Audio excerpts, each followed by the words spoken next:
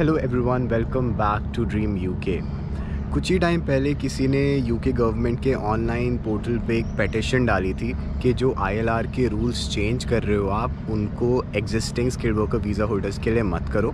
तो इस वीडियो में मैं आपको बताने वाला हूँ कि वो पेटिशन थी क्या एंड उस पर गवर्नमेंट ने अपना रिस्पॉन्स भी दे दिया। तो मैं आपको ये बताऊँगा कि गवर्नमेंट ने बोला क्या है। काफ़ी सारी चीज़ें वो बोली जो हमें पहले से पता थी, बट कुछ चीज़ों का हिंट भी दिया है जो आगे हो सकती है, जिससे थोड़ा पता चलता है कि गवर्नमेंट क्या सोच रही है, गवर्नमेंट का क्या स्टांस है। एंड उसके बाद मैं आपको थोड़ा बताऊंगा कि आप अपनी तरफ से क्या कर सकते हो जिससे आप पे पोटेंशियली इस चीज़ का नेगेटिव इम्पैक्ट ना आए। तो ये सारी चीज़ें हम आज की वीडियो में समझने वाले हैं, तो watch this video till the and. तो होता क्या है कि यूके गवर्नमेंट के पेटिशन पोर्टल पे आप एक नई पेटिशन स्टार्ट कर सकते हो, और अगर उस पेटिशन पे 10,000 सिग्नेचर्स आ जाते हैं तो आपको एक गवर्नमेंट से ऑफिशियल रिस्पांस मिलता है। एंड अगर 100,000 से ज़्यादा उस पर सिग्नेचर्स आ जाते हैं यूके रेजिडेंट्स के, तो उसके बाद उस टॉपिक को पार्लियामेंट में डिबेट के लिए कंसिडर करा जाता है। और ये जो डिबेट होती है ये उनके मेन जो आपको पार्लियामेंट का जो टीवी पे दिखती जगह वहाँ पे नहीं होती, जिसमें दोनों पार्टीज आमने सामने बैठती हैं। ये डिबेट एक साइड में कमरे में होती है जिसमें 11-12 MPs होते हैं और वो ये डिबेट करते हैं। तो इस टॉपिक पे डिबेट भी होने वाली इन द फ्यूचर। वो जब होगी तो उस पर मैं एक डेडिकेटेड वीडियो आपके लिए लेकर आऊँगा कि उसमें क्या चीज़ें डिस्कस हुई हैं। तो चैनल को सब्सक्राइब करना मत भूलना। अब ये जो पेटिशन बनाई गई थी इसमें बेसिकली ये डिमांड करा गया था कि यहाँ पे जो स्किल्ड वर्कर वीज़ा होल्डर्स हैं वो यहाँ पे टैक्सेस पे कर रहे हैं, क्रिटिकल सेक्टर्स जैसे हैं हेल्थ और इंजीनियरिंग उसमें कंट्रीब्यूट कर रहे हैं। एंड वो यहाँ पे 5 इयर्स की एक्सपेक्टेशन लेकर आए थे कि 5 इयर्स के बेसिस पे उनको आईएलआर मिलेगी, और उनका मिड जर्नी रूल चेंज करना इज़ नॉट फेयर। तो इस पेटिशन में यही रिक्वेस्ट करा गया कि आप ये rule existing skilled worker visa holders के लिए मत अप्लाई करो। अब इस पे गवर्नमेंट ने क्या रिप्लाई करा है, तो देखो गवर्नमेंट का रिप्लाई मैंने आपको दिखा दिया स्क्रीन पे। अगर आप इसको ध्यान से पढ़ोगे ना, इसमें बहुत सारी वही सेम चीज़ें लिखी हुई हैं जो कि इमिग्रेशन वाइट पेपर में भी लिखी गई थी। इसमें जो मेजॉरिटी ऑफ द पार्ट है उसमें यही समझाया गया है कि 2019 से 2024 के बीच में बहुत सारे लोग यहाँ पर आए हैं और उसके बाद वो सेटलमेंट पाथ पर हैं, और गवर्नमेंट ये बिलीव करती है कि जो सेटलमेंट होती है वो एक राइट नहीं होता, एक प्रिविलेज होता है, और जो करंट रूल्स हैं वो जस्टिफाई नहीं करते उस प्रिविलेज को। मतलब 5 साल इनफ नहीं है, आपका life in UK test enough नहीं है, मिनिमम टाइम पीरियड आपको 10 साल यहाँ पे बिताना पड़ेगा अनलेस यहाँ पे आप इकोनॉमिक या सोशल कॉन्ट्रीब्यूशंस करते हो।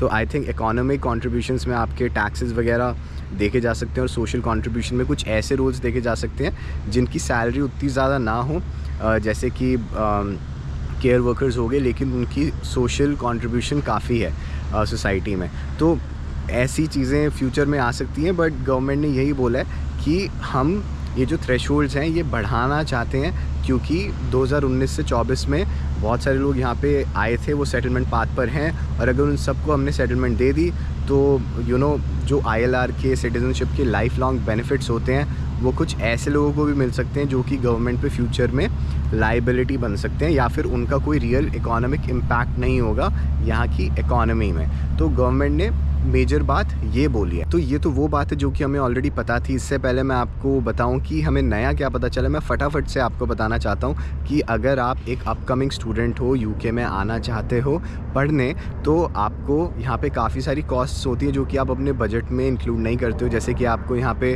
Wifi bill, electricity bill, water bill, gas bill, ये सारे देने पड़ते हैं।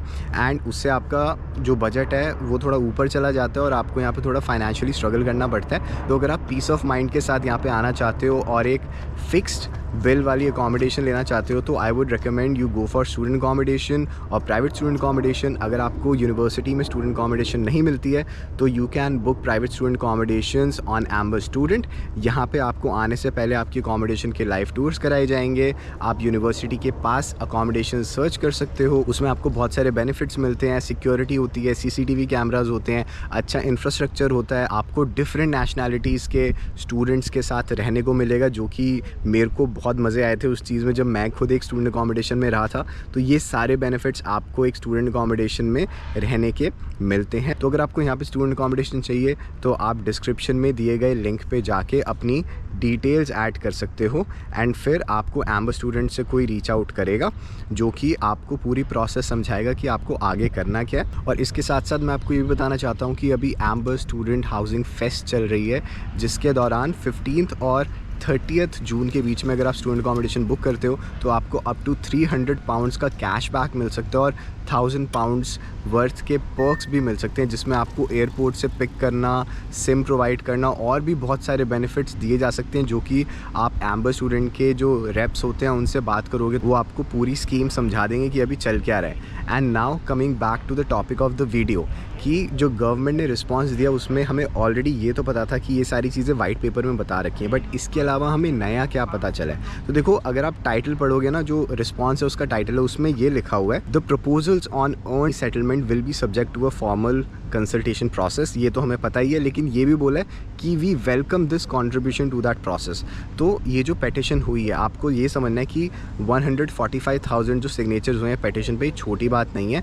बहुत कम पेटिशंस होती हैं जिस पे 100,000 सिग्नेचर्स क्रॉस होते हैं, क्योंकि ये बहुत बड़ा इशू है। यहाँ पे over 1 million skilled worker visa holders हैं जो सेटलमेंट के पाथ पर हैं, एंड उनकी जो सेटलमेंट है वो थोड़ी स्क्रूटनी में आ गई है, एंड वो सारे लोग चिंतित हैं, तभी इतने सारे लोगों ने सिग्नेचर करे हैं। मैं तो हैरान था कि सिर्फ 140 के ही हुए, क्योंकि अगर 10 लाख से ज़्यादा स्किल्ड वर्कर वीज़ा होल्डर्स हैं तो ज़्यादा लोगों को पेटिशन साइन करनी चाहिए थी, लेकिन शायद उन तक ये पहुँची ना हो, या फिर उन्होंने पहुँची भी हो तो साइन ना करे हो। तो यहाँ पे गवर्नमेंट ने बोला कि we welcome this contribution to that process. तो गवर्नमेंट एक तरह से कंसिडर कर रही है कि ठीक है, हम कंसल्टेशन तो करेंगे, बट ये भी शायद एक तरह की नॉट एग्जैक्टली कंसल्टेशन है, बट इससे पता चलता है कि जो आम लोग हैं वो क्या चाहते हैं। एंड इसके बाद गवर्नमेंट बोलती है कि we recognize that these are important changes.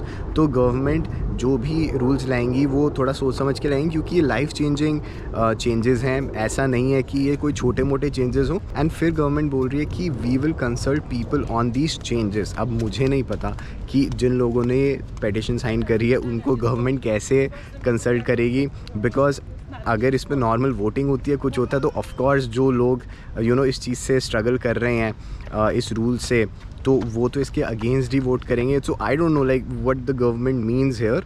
And इसके बाद ये भी बोला कि government appreciates this viewpoint before consultation. So इससे हुआ क्या है कि गवर्नमेंट को डेफिनेटली सुनने में तो आया है कि जो स्किल्ड वर्कर वीज़ा होल्डर्स हैं, जो यहाँ पे टैक्स पेइंग लोग हैं, जो बिल्कुल कायदे से यहाँ पे रहते हैं, सारे रूल्स का पालन करते हैं, कभी भी गवर्नमेंट पे एक लाइबिलिटी नहीं बने। बहुत सारे हम में से तो ऐसे लोग हैं जो यहाँ पे एज स्टूडेंट्स आए, तो पहले हमने यूनिवर्सिटीज़ को इतनी बड़ी फ़ीस दी, उसके बाद ग्रेजुएट वीज़ा के टाइम इतनी हमने एप्लीकेशन फ़ीस दी, इमिग्रेशन हेल्थ सरचार्ज दी, और अब हम टैक्सेस पे कर रहे हैं while we are working here. So इससे डेफिनेटली गवर्नमेंट को समझ तो आया है कि लोग क्या चाहते हैं, उनकी अवेयरनेस बढ़ी है स्किल्ड वर्कर वीज़ा होल्डर्स की तरफ से। एंड फिर गवर्नमेंट बोलती है कि we look forward to hearing from petitioners again. I don't know again what that means. शायद ये जो पॉलिसी जब बनेगी तो उसको रोल आउट करने से पहले एक प्रपोज़ल रखा जाएगा, तो उस प्रपोज़ल के बाद दोबारा से शायद अगर आप पेटिशन साइन करो तो गवर्नमेंट तक कुछ बात पहुँचे। तो देखो, जो पेटिशंस होती है ना, ये एग्जैक्टली इसलिए नहीं होती कि गवर्नमेंट रूल चेंज कर दे।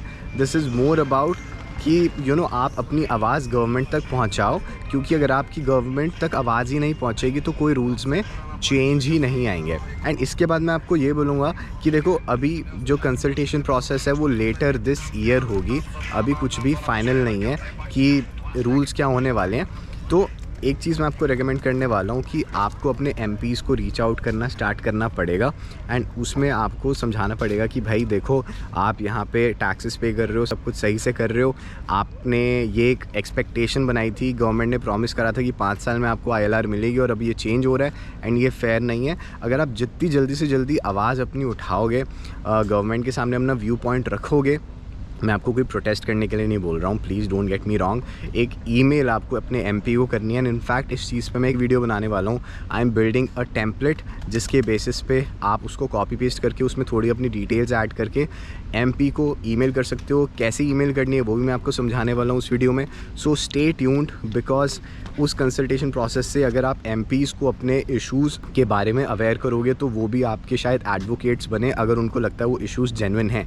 So that's my view point. इससे ज़्यादा आप भी अभी कुछ नहीं कर सकते। And I understand that a lot of us are living in a lot of uncertainty, there's a lot of anxiety about what's going to happen in the future, but देखो यार, जो चीज़ हाथ में नहीं है ना उसके बारे में सोच के आप कुछ कर नहीं सकते। मेरे को याद है जब मैं यूके आने वाला था, उससे 1 साल पहले मैं आयरलैंड जा रहा था, राइट। एंड उसके बाद कोविड आया, सारे प्लान्स चेंज हो गए एंड मैं यूके आ गया। बीच में मेरा कनाडा जाने का भी प्लान था। सो लाइफ में चीज़ें बदलती हैं तो आपके एक्शंस भी बदलते हैं एंड फिर आपकी लाइफ कहीं से कहीं और ही चली जाती है। तो you need to stay flexible. जैसी सिचुएशन बनेगी वैसे आप एक्शंस लोगे। Nothing is the end of the world, don't worry about it, जो होगा देखा जाएगा। अभी के लिए टेंशन लेके कुछ नहीं हो सकता। That's all from my side, take care, bye.